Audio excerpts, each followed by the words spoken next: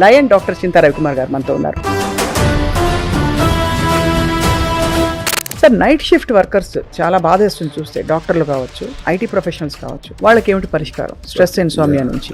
Stress వచ్చినప్పుడు cortisol అనే chemical, adrenaline అనే కెమికల్ రిలీజ్ అవుతాయి. కార్టిజాల్ రిలీజ్ అవ్వగానే సెల్స్ అన్ని గాబరా అవుతాయి. దానివల్ల ఇన్ఫ్లమేషన్లు వస్తాయి. ఇన్ఫ్లమేషన్ వచ్చిన ద్వారా డయాబెటీస్, హార్ట్ ప్రాబ్లమ్స్.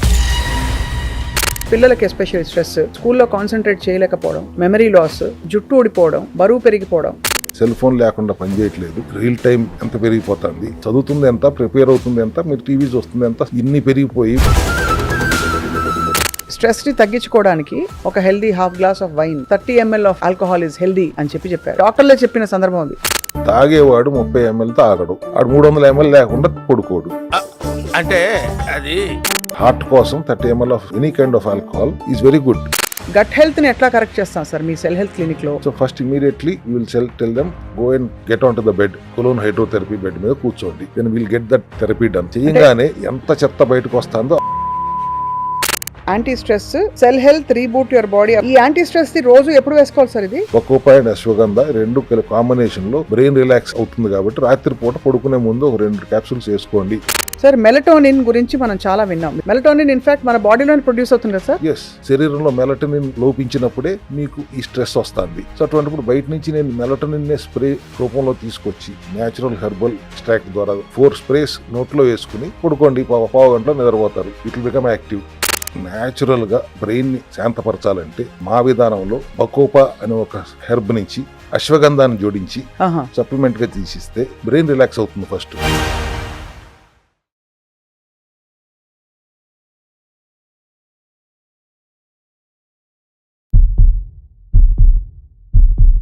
అందరికీ నమస్కారం. Welcome to the cell health series episode 7. Stress English కూడా రాని వాళ్ళకు కూడా ఒక ఊతపదం అయిపోయింది ఇవాళ రోజుల్లో. స్ట్రెస్ లేని జీవితం లేదన్నది వాస్తవం అయినప్పటికీ కూడా స్ట్రెస్ వల్ల కలిగే చాలా బ్యాడ్ ఎఫెక్ట్స్, విపరిణామాలన్నీ శరీరంలో ఒక్కొక్క అవయవాన్ని కబళిస్తూ పోతాయి. కార్టిజాల్ లెవెల్స్ మొదలుకున్న అన్ని ఇంక్రీజ్ అవుతాయి. ఇవన్నీ థియరిటికల్గా తెలుసు. కానీ స్ట్రెస్ సెల్స్ని ఎలా డ్యామేజ్ చేస్తుంది, దానివల్ల నిద్రలేమి కలిగితే ఆ దీర్ఘకాలిక పరిణామాలు ఎంత ఘోరంగా ఉంటాయి మాట్లాడబోతున్నాం. మనతో పాటు cell health expert, founder of cell health clinics, అందరికీ సుపరిచితులు, లయన్ డాక్టర్ చింతా రవికుమార్ గారు మనతో ఉన్నారు. సార్ నమస్కారం. Welcome to Suman TV once again sir. How are you? Fine sir. Stress అనే పదం నాకు కూడా వర్తిస్తుంది, మా టీం అందరికీ వర్తిస్తుంది. మీకు వర్తిస్తుందో తెలియదు నాకు. యాక్చువల్లీ నాకు వర్తించదమ్మా. ఓకే. స్ట్రెస్ అనేది ఇన్సోమ్నియా అయినా, నిద్రలేమైనా మానసిక పరిస్థితి బాగాలేదనో లేకపోతే ఏదో భావం అనో ఫీలింగ్ అనో అనుకుంటారు. కానీ అదొక కెమికల్ రియాక్షనే కదా. అవును. స్ట్రెస్ వచ్చినప్పుడు కార్టిజాల్ అనే కెమికల్, అడ్రినలైన్ అనే కెమికల్ రిలీజ్ అవుతాయి. కార్టిజాల్ రిలీజ్ అవ్వగానే సెల్స్ అన్ని గాబరా అవుతాయి. అంటే కార్టిజాల్ ఒకందుకు మనకి అవసరం. ఆ మోతాదు లోపల ఉంటే ఫ్లైట్ ఆర్ ఫైట్ మనని కాపాడడానికి చాలా సందర్భాల్లో పనికొస్తుంది, డేంజర్స్ నుంచి అని కూడా విన్నాను సార్. సెరోటోనిన్, మెలటోనిన్ బ్యాలెన్స్ చేయడానికి కూడా కొంత కార్టిజాల్ అవసరం. That is over release of cortisol levels stress ఉన్నప్పుడు వస్తుంది. రైట్. అది వచ్చినప్పుడు సెల్స్ ఇబ్బంది పడతాయి. సెల్స్ ఎనర్జీ తయారు చేసుకునే విధానాన్ని, డ్యామేజ్ ని క్లియర్ చేసుకునే ప్రాసెస్ ని, ఇమ్యూనిటీతో రియాక్ట్ అయ్యే విధానాన్ని పూర్తిగా మార్చేస్తుంది ఈ స్ట్రెస్. దానివల్ల ఇన్ఫ్లమేషన్లు వస్తాయి. ఇన్ఫ్లమేషన్లు వచ్చిన ద్వారా diabetes, heart problems, memory problems ఇవన్నీ వస్తాయి. కానీ మనం ఏమనుకుంటాం, ఎటువంటి స్ట్రెస్ వచ్చినా మేనేజ్ చేసుకోవచ్చులే. కానీ మనకు తెలియకుండానే స్ట్రెస్సే మన సెల్స్ ని మేనేజ్ చేస్తుంది. స్ట్రెస్ వలన mitochondria dysfunction, cells high alert లోకి వెళ్ళిపోవాలి. ఇన్ఫ్లమేషన్ వచ్చిన దాని వల్ల ఇన్సులిన్ రెసిస్టెన్సీ వస్తుంది, ఆక్సిడేటివ్ స్ట్రెస్ వస్తుంది, డిఎన్ఏ రిపేర్ ఇంపేర్ అవుతుంది. ఇవన్నీ బేసిక్ మెకానిజమ్స్ కదా డయాబెటీస్ కి, హార్ట్ రిలేటెడ్ ప్రాబ్లమ్స్ కి, ఇంక్లూడింగ్ ఆటోఇమ్యూన్ కండిషన్స్ కి. ఎక్కడ స్ట్రెస్, ఎక్కడ autoimmune condition? Because of just stress you're getting in to autoimmune conditions. మన ఇమ్యూనిటీ మన వ్యతిరేకంగా పనిచేసేలాగా చేయగలిగే అంత సత్తా స్ట్రెస్ లో ఉంది. ఆక్సిడేటివ్ స్ట్రెస్ కి దారితీసే విధానం కూడా ఉంటుంది. అంటే లోపల ఫ్రీ రాడికల్స్ విపరీతంగా పెరిగిపోతుంటే వాటి యుద్ధం చేయడానికి మైక్రోన్యూట్రియన్స్ లేకపోవటం, ఆక్సిడేటివ్ స్ట్రెస్ పెరిగిపోవటం, దానివల్ల ఎన్నో రకాల అనారోగ్య పరిస్థితులు రావటం మనం గమనిస్తూనే ఉన్నాం. సార్, డయాబెటీస్ కి, ఇలాంటి హైపర్ టెన్షన్ కి, వీటికి కూడా స్ట్రెస్ తో దగ్గర సంబంధం ఉందని విన్నాను సార్. ఇన్సులిన్ రెసిస్టెన్సీ డెవలప్ అయిందంటే డయాబెటీస్ కదా వచ్చేది. అవును. ఇన్సులిన్ రెసిస్టెన్స్ డెవలప్ అయ్యేదే స్ట్రెస్ వలన లేదా నిద్రలేమి వలన. నిద్రలేమి కొన్ని సందర్భాల్లో స్ట్రెస్ వలన మాత్రమే కాదు, ఇవాళ ఉన్న అలవాట్ల వలన కూడా నిద్ర ఉండట్లేదు. 2 దాకా 3 దాకా పడుకోకుండా నాకు నిద్ర పట్టలేదని ఒక సాకుతో పొద్దున్నే లేచి దానివల్ల ఇంకో స్ట్రెస్ తెచ్చుకోవటం. మోస్ట్ ఆఫ్ దిస్ మనం తెచ్చుకున్న సమస్యలే ఇవి. నిజంగా వచ్చే కండిషన్స్ ఏముంటాయి, స్ట్రెస్ పడాల్సిన పరిస్థితి ఏముంటుంది? పొద్దు నుంచి సాయంత్రం దాకా మీరు ఇంటర్వ్యూలుగా ఏదో మీ కార్యక్రమాలు ఉంటారు. అవును ఇప్పుడు నా కార్యక్రమం అయిపోయిన తర్వాత ఈ ఛానల్ స్విచ్ ఆఫ్ అయిపోయి నెక్స్ట్ ఛానల్ స్విచ్ ఆన్ అవుతుంది కదా. అవునవును ఇది మనసులో పెట్టుకుని నెక్స్ట్ ప్రోగ్రామ్ మీరు చేయలేరు కదా. అవును అట్లా కాకుండా అసలు ఫిజికల్ గా మీ స్ట్రెస్ వల్ల వచ్చే ఇబ్బంది ఏంటి? You're only carrying out your jobs. ఇంట్లో పిల్లలకి సరిగా చదువు రావట్లేదు, ఆస్తి సంపాదించట్లేదు, జాబ్ లో సాటిస్ఫాక్షన్ లేదు, జాబ్ లో స్ట్రెస్ ఎక్కువైపోయింది. కానీ ఫిజికల్ స్ట్రెస్ ని మీరు లోపలికి తీసుకుని మెంటల్ స్ట్రెస్ గా ఫీల్ అయ్యి పడుతున్న ఇబ్బందుల వల్లనే ఇటువంటి సమస్యలన్నీ వస్తున్నాయి. ఒకప్పుడు ఎవరికి ఏ సమస్యలు ఇంతలా ఉండేవి కాదు కదా. కరెక్ట్. ఇవాళ మరి చిన్న చిన్న వాటికి మీరు స్ట్రెస్ తీసేసుకుంటున్నారే. ఫిజికల్ యాక్టివిటీ కోసం స్ట్రెస్ తీసుకోవడం ఏంటి? మీరు మానవత్వంతో ఆలోచిస్తున్నారా, మాధవత్వంతో ఆలోచిస్తున్నారా? ఒకసారి ఆలోచించండి. అనవసరమైన స్ట్రెస్ తీసుకుని నేను స్ట్రెస్ తో బాధపడుతున్నాను అంటే అడ్రినలైన్, కార్టిజాల్ లెవెల్స్ పెరుగుతాయి. అవును సార్, చాలా మంది ఈ బెవరేజెస్ కూడా తాగుతారు. ఏంటి స్ట్రెస్ వాళ్ళ ఇది అడ్రినలిన్ పెంచుకోవడానికి కెఫినేటెడ్ బెవరేజెస్, దానివల్ల కూడా స్ట్రెస్ పెరుగుతుంది సార్. కాఫీ, టీ వీటితో పాటు మనకి ఈ డబ్బాల్లో వచ్చే ఉంటాయి కొన్ని, నేను పేర్లు చెప్పట్లేదు. స్ట్రెస్ వలన ఇవి పెరగటం కాదు, స్ట్రెస్ ఫీల్ అయ్యి మీరు sugar cravings first of all విపరీతంగా స్వీట్లు తినేస్తున్నారు. ఏంటంటే స్ట్రెస్, నాకు మూడ్ స్వింగ్స్ వచ్చేస్తున్నాయి, సాఫ్ట్ డ్రింక్స్, కూల్ డ్రింక్స్ తాగేస్తారు, బరువు పెరిగిపోతారు. అవును, కాబట్టి అలా ఇండైరెక్ట్ గా ఎఫెక్ట్ చేస్తుంది.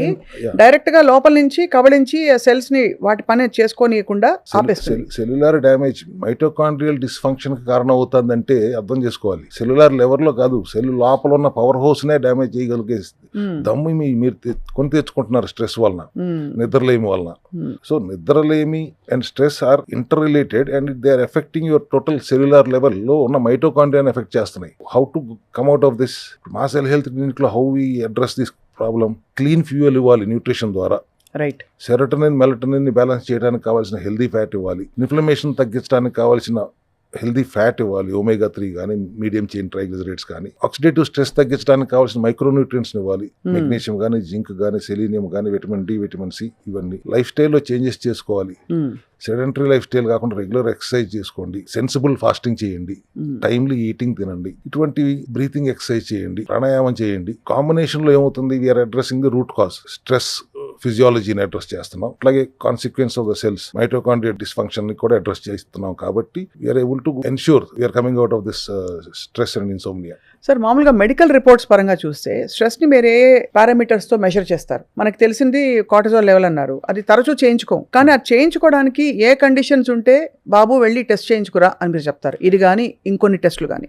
అనవసరంగా బరువు పెరిగిపోతున్నాం, మూడ్ స్వింగ్స్ వస్తున్నాయి అనేది అంతా వస్తారు. లేడీస్ అయితే అది PCOS ప్రాబ్లమ్ ఏమో అనుకుంటారు. దెన్ మూడ్ స్వింగ్స్ ఎందుకు వస్తున్నాయి అంటే రాత్రిపూట నిద్ర పట్టట్లేదండి, రాత్రిపూట కొద్దిగా ఎక్కువ తినాలనిపిస్తుందండి. ఇటువంటి సిమ్టమ్స్ వచ్చినప్పుడు we'll first say you go and get your test done అంటాం. టెస్ట్ చేసుకోమనగానే ఇంకా స్ట్రెస్ పెరుగుతుంది వాళ్ళకి, అమ్మో ఏం వస్తుంది దాంట్లో అని. అవునవును, కరెక్టే.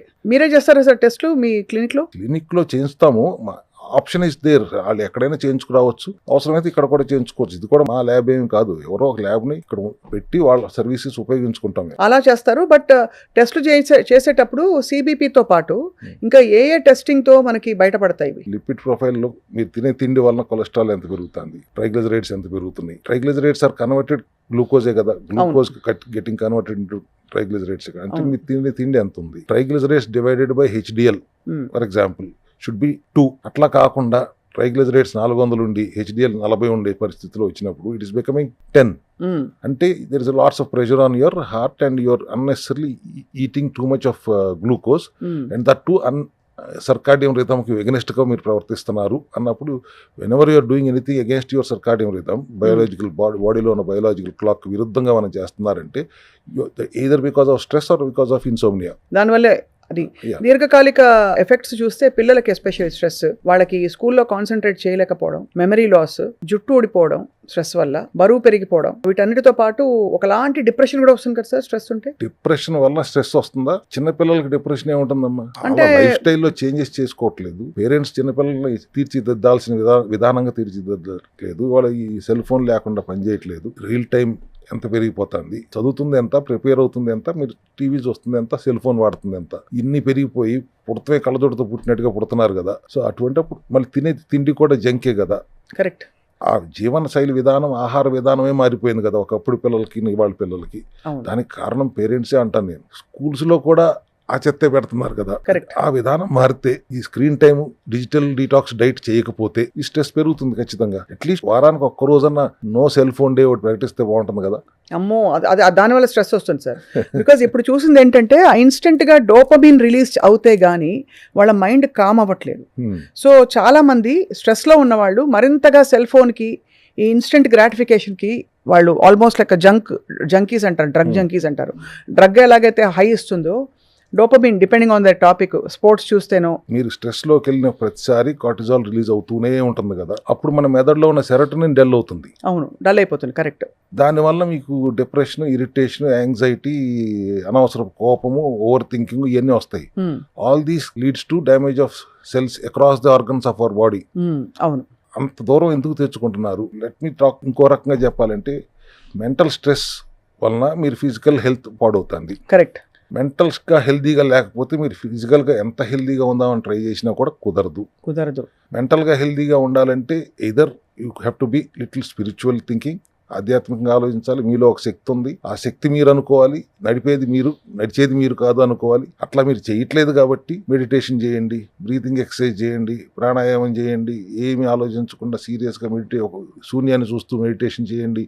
ఇట్లా చెప్పి కనీసం 1 or 2 hours ఆ దిశగా స్ట్రెస్ ఫ్రీ చేయడానికి ప్రయత్నాలు. సార్, కళ్ళు మూసుకొని కూర్చుంటే అప్పుడే గుర్తొస్తాయి అన్ని. పాలవాడికి బిల్లు కట్టలేదు, వాషింగ్ మెషిన్ పనిచేయట్లేదు చాలా మంది లేడీస్కి. ఇది చాలా కామన్ ప్రాబ్లమ్ సార్. అంటే మనం అనుకుంటాం మెడిటేషన్కి టైం ఇచ్చినా కూడా వాళ్ళకి మైండ్ మాత్రం కామ్ డౌన్ అవ్వట్లేదు. సో మనకి ఏ ప్రోటోకాల్స్ మీ దగ్గర లేదు, ఏ సప్లిమెంట్స్ కానీ, ఏ ఫుడ్స్ కానీ ఇస్తే ఆటోమేటిక్లీ మైండ్ కూడా కొంత కామ్ డౌన్ అవుతుంది. స్టెరాయిడ్లు, స్టాటిన్లు కాకుండా న్యాచురల్గా బ్రెయిన్ని శాంతపరచాలంటే మా విధానంలో బకోపా అనే ఒక హెర్బ్ నుంచి అశ్వగంధాన్ని జోడించి సప్లిమెంట్ గా తీసిస్తే బ్రెయిన్ రిలాక్స్ అవుతుంది. ఫస్ట్ అశ్వగంధ అండ్ బకోపా ఆ మైండ్ రిలాక్స్ అవుతుంటే వేసుకున్న కొంచెం సేపటికి తెలుస్తుందా సార్ దాని ఎఫెక్ట్? అరగంటలోనే మీకు ఎఫెక్ట్ తెలుస్తుంది. బ్రెయిన్ రిలాక్స్ అయితే నిద్రపోతారు హాయిగా. అవును. నిద్ర మాత్రలు మింగటం అక్కర్లేదు, దానికి ఎడిక్ట్ అవ్వాల్సిన అవసరం లేకుండా బకోపా అశ్వగంధ కాంబినేషన్ లో మనం సప్లిమెంట్ ఇస్తే హాయిగా బ్రెయిన్ రిలాక్స్ అవుతుంది, నిద్రపోతారు. నిద్ర ఉపక్రమించే హార్మోన్ ఏంటి? మెలటోనిన్. శరీరంలో మెలటోనిన్ లోపించినప్పుడే మీకు ఈ స్ట్రెస్ వస్తుంది, నిద్ర ఇన్సోమ్నియా అవుతుంది. సో అటువంటిప్పుడు బయట నుంచి నేను మెలటోనిన్ స్ప్రే రూపంలో తీసుకొచ్చి న్యాచురల్ హెర్బల్ ఎక్స్ట్రాక్ట్ ద్వారా మెలటోనిన్ ని నోట్లో 4 సార్లు స్ప్రే చేసుకో, అరగంట ముందు. Activate your sleep. పడుకోండి. ఆహార విధానంలో, లైఫ్ స్టైల్లో మార్పులు చేసుకుంటూ సర్కాడియం రిథంకి అనుగుణంగా పనిచేయండి, శరీరానికి సహకరించండి. కుదరనప్పుడు తప్పనిసరి పరిస్థితిలో మేము ఈ సప్లిమెంటరీ సపోర్ట్ ఇచ్చి ఆ స్ట్రెస్ ని రిలాక్స్ చేసేలా చేస్తాం. 6:37 సన్సెట్ టైం. మనం యావరేజ్న హైదరాబాద్లో చూస్తే మనం రాత్రి 12:30-1 గంటకి బయటికి వెళ్తే నగరం అంతా యాక్టివ్గా కనిపించే పరిస్థితులు ఇప్పుడు. 4 PM బిర్యానీలు ఇవన్నీ వచ్చినాయి కదమ్మా. అవును, 4 PM బిర్యానీ లేకపోయినా షాప్స్ తెరిచుంటాయి, షాపింగ్లు ఉంటాయి, ఇంకా మిడ్ నైట్ జంక్ ఫుడ్స్ బోల్డ్ అని దొరుకుతాయి, బండ్లు యాక్టివ్గా ఉంటాయి. మిడ్ నైట్ దోశ బండి కానీ, ఈ ఫాస్ట్ ఫుడ్ నూడిల్స్ చేసే బండి, అంటే డబుల్ ధమాకా. ఒకవైపు తినకూడని టైం తినడం, రెండోది తినకూడని తిండి తినడం, మూడోది తినకూడని పదార్థాలతో చేసిన తిండి తినడం. ఏ నూనె వాడుతున్నారో ఏమిటో తెలియదు. మీరు మన హైటెక్ సిటీలో మీరు ఒక్కసారి వెళ్ళి చూస్తే సార్ బోల్డ్ బండ్లు కనిపిస్తాయి. బట్ మన యంగ్స్టర్స్ అందరూ దానికి అలవాటు పడిపోయారు. అదే లైఫ్ స్టైల్ అట్లా మారిపోయింది కాబట్టి మీరు చిన్నపిల్లలు ఎందుకు వస్తుందండి స్ట్రెస్? మీరు అర్ధరాత్రులు తింటే మెలటోనిన్ ప్యాసివ్ చేసి లెప్టిన్ ఏదైతే ఆకలిని ఉపక్రమించి దాన్ని యాక్టివ్ చేసి అర్ధరాత్రి డెఫినెట్ గా యూఆర్ గోయింగ్ టు ఇటువంటి అనర్థాలకు దారితీస్తుంది. ఇది నాకు అర్థం కాదు. పెద్దవాళ్ళు, చిన్నపిల్లల సంగతి పెద్దవాళ్ళే తింటున్నారు కదా అట్లా. కరెక్ట్, పెద్దవాళ్ళే సార్, పెద్దవాళ్ళే కదా. వెళ్ళలేకపోతే ఇక్కడ నొక్కితే నోట్లోకి వచ్చేస్తున్నాయి. కొంతమంది వాళ్ళ బోరు వెళ్ళలేదు, బై ఛాన్స్ మిస్ అయ్యారు, 11ంటికి రీల్ చూస్తూ ఒక నొక్కుతారు, 12ంటికి ఫుడ్ వస్తుంది, అది తింటూ 3ంటికి పడుకుంటారు. అది స్ట్రెస్ రిలీఫ్ అనుకుంటున్నారు, అది దానివల్ల స్ట్రెస్ రిలీఫ్ అనుకుంటున్నారు. బట్ అది డబుల్ దాన్ని మరింత విపరీతంగా దాన్ని పెంచేస్తోంది ఈ లైఫ్ స్టైల్ డిజార్డర్ ని. మళ్ళీ మీరు 7ంటికో 8ంటికో చాలా బద్ధకంగా లేచి సెడెంటరీ లైఫ్ స్టైల్లో మళ్ళీ తింటారు. బ్రేక్ఫాస్ట్ టైం బ్రేక్ఫాస్ట్ చేయాలి కదా అని. So you're continuously you're disturbing your biological rhythm. Correct sir. ఇక్కడ సార్ కొన్ని క్వశ్చన్స్, అంటే కొన్ని పదార్థాలు తింటే మనకి నిద్ర వస్తుంది అని ఎందుకు చెప్పబడింది? ఉదాహరణకి పెరుగన్నం తింటే ఎగ్జామ్ ముందు చిన్నప్పుడు పెరుగన్నం పెట్టేవాళ్ళు గారు, ఎందుకంటే పెరుగన్నం తింటే మబ్బుగా తయారవుతుంది బ్రెయిన్ అని. సో పెరుగన్నం వల్ల కొంత అది కామ్ చేస్తుంది మైండ్ అని అనుకోవచ్చా? అలాగే అరటిపండు, అలాగే కొన్ని కొంచెం హెవీ డైరీ ప్రోడక్ట్స్ ఉండేవన్నీ కూడా make the mind a little sluggish, కాబట్టి ఆ హైపర్ యాక్టివిటీ తగ్గి కొంత కామ్ డౌన్ అవుతారని అంటారు. Fermented good bacteria is always very healthy. పెరుగన్నం, ఓకే. పెరుగన్నం తినకపోతే మజ్జిగ తాగుతారు రాత్రిపూట పెద్దవాళ్ళు. That's only to help your body relax. Brain to relax. Brain relax అయితే పడుకుంటారు. అవును. అందుకని చదువుకునేటప్పుడు పొద్దున్నే లేచి పరీక్ష రాయాలి, తొందరగా పడుకోండి, పెరుగన్నం తిని పడుకోండి అనే దాన్ని మీరు రివర్స్ లో అడిగారు ఇప్పుడు నన్ను ప్రశ్న. అవును.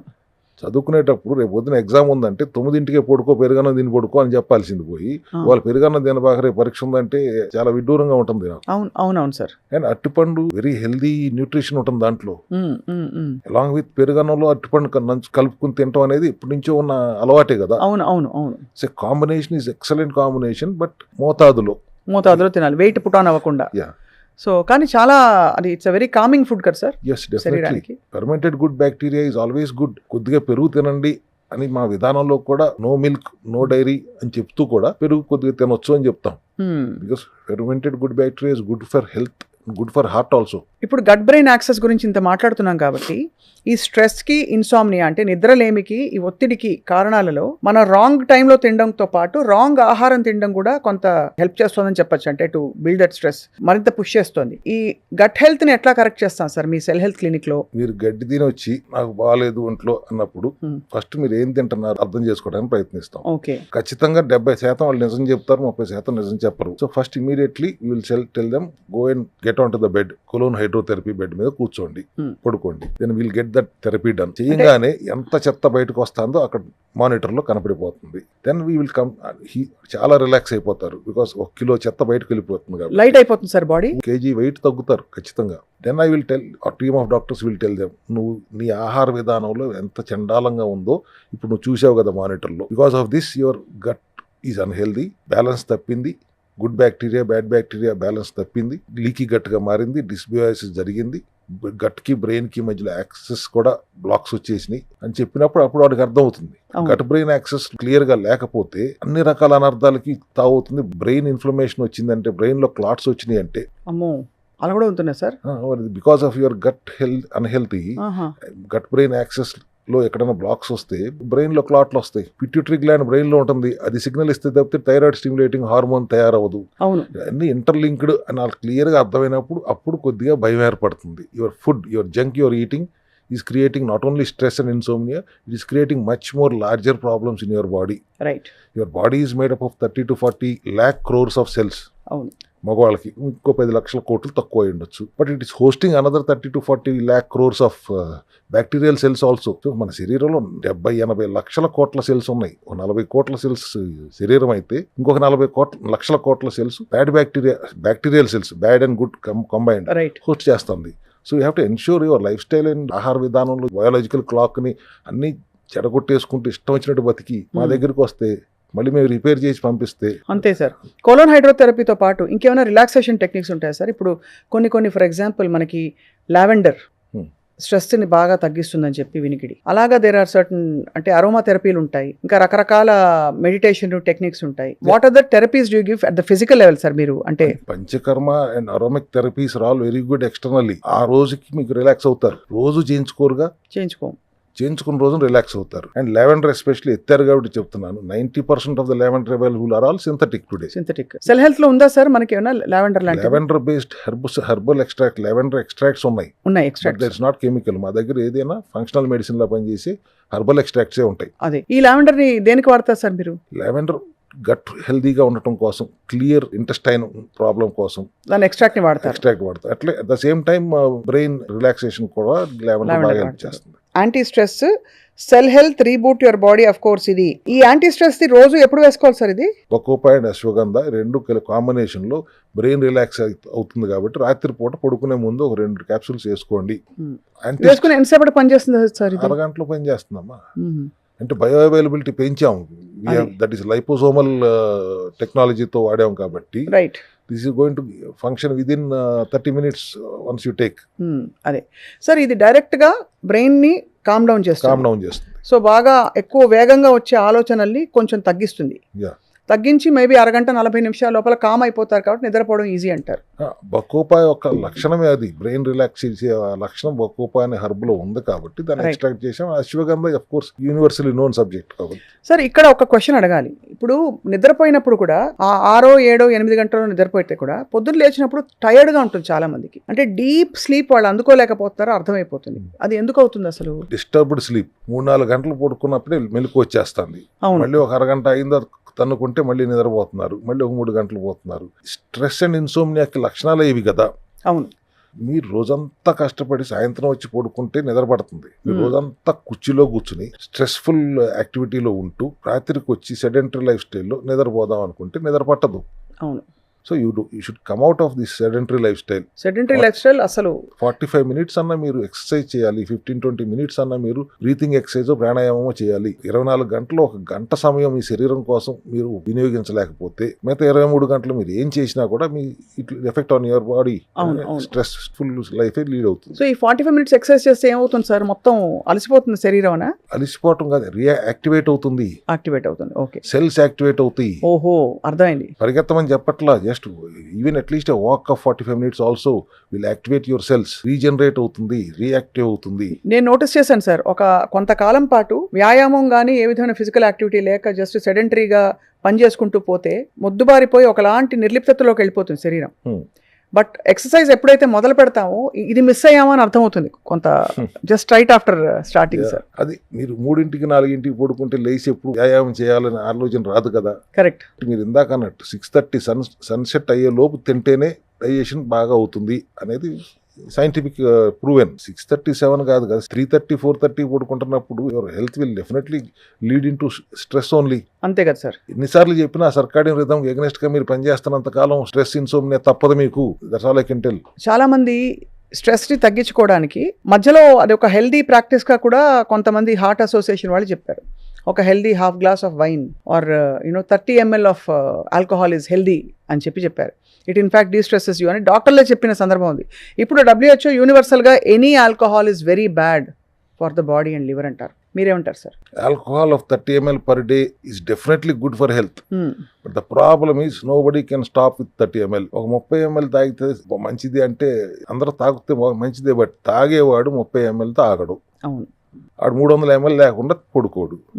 So WHO has given a guideline, it is bad. But healthy heart కోసం 30 ml of any kind of alcohol is very good. I also last time కూడా మీ దగ్గర చెప్పాను, ఇక్కడ చెప్పాను, 30 ml is very good for health.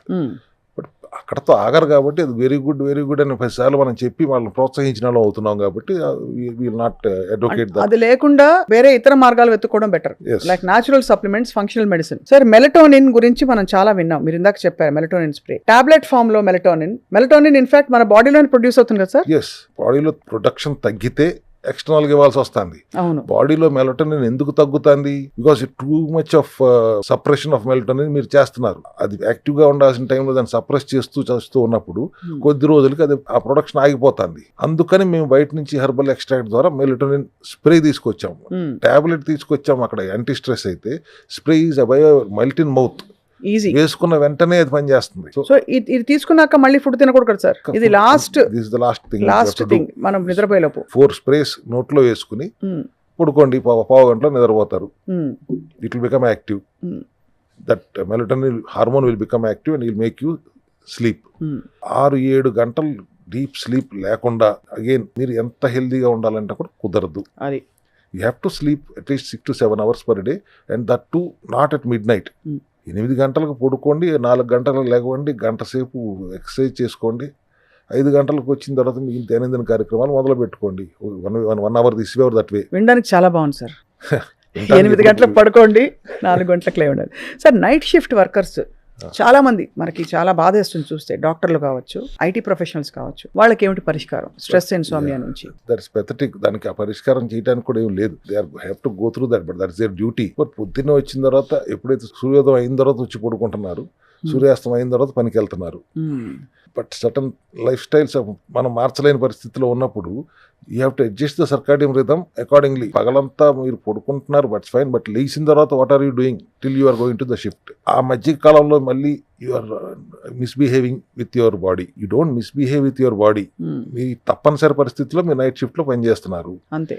పగలు వచ్చిన తర్వాత అయినా you behave properly according to the rhythm is all we can say. అప్పుడు సెట్ చేసుకోవచ్చు కొంతలో కొంత. ఎస్, అది కూడా దీర్ఘకాలిక నైట్ షిఫ్ట్ ఉన్న వాళ్ళు ఒకసారి ఆలోచించుకోవాలి. కొంతమంది నైట్ షిఫ్ట్ కొన్ని రోజులు ఉంటుంది, డే షిఫ్ట్ కొన్ని రోజులు ఉంటుంది, ఆ టైప్ లో ఉంటుంది. కానీ కంటిన్యూస్ డే షిఫ్ట్ లో ఉన్న వాళ్ళు they have to set your their rhythm accordingly. So అయితే మొత్తానికి సార్ స్ట్రెస్ ఇన్సామ్నియా వల్ల చాలా ఇతరత్ర ప్రాబ్లమ్స్ వచ్చేస్తాయి. అది it is proven beyond doubt. And దానికి మీరు you start with colon hydrotherapy.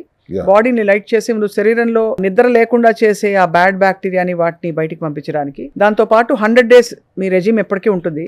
Autophagy కానీ, దాంతో పాటు మీరు అన్నట్టు protein diet, low carb diet కానీ, ఆటోఫాగీ కానీ 100 days చేస్తే any kind of element can be reversed.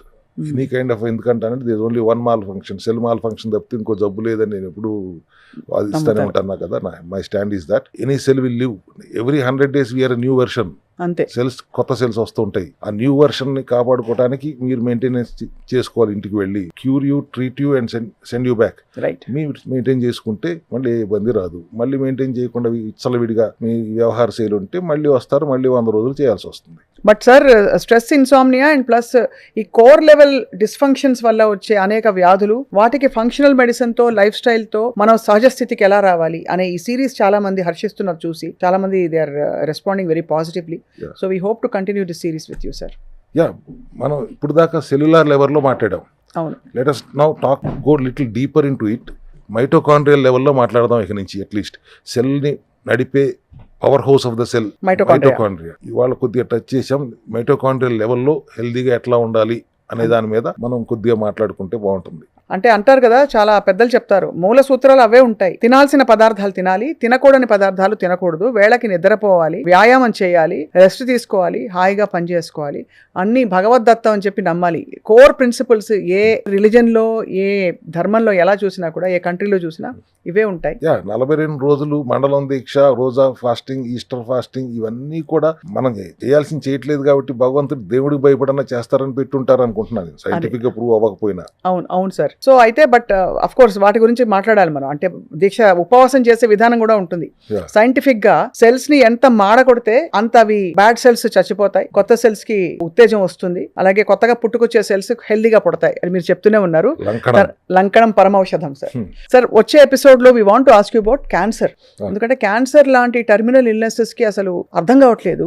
దాని బారిన పడకుండా ముందు నుంచే మనం ఆక్సిడేటివ్ స్ట్రెస్ తగ్గించుకోవచ్చా? బికాజ్ ఇవాళ మనకి 10 మందిలో 2కో 3కో ఏదో విధమైన క్యాన్సర్ ఉంటుంది. సో డెఫినెట్లీ దాని గురించి మాట్లాడదాం సార్ నెక్స్ట్ ఎపిసోడ్ లో. అట్లా తప్పకుండా. డాక్టర్ రవికుమార్ గారు, థ్యాంక్ యూ సో మచ్. నమస్కారం. Thank you.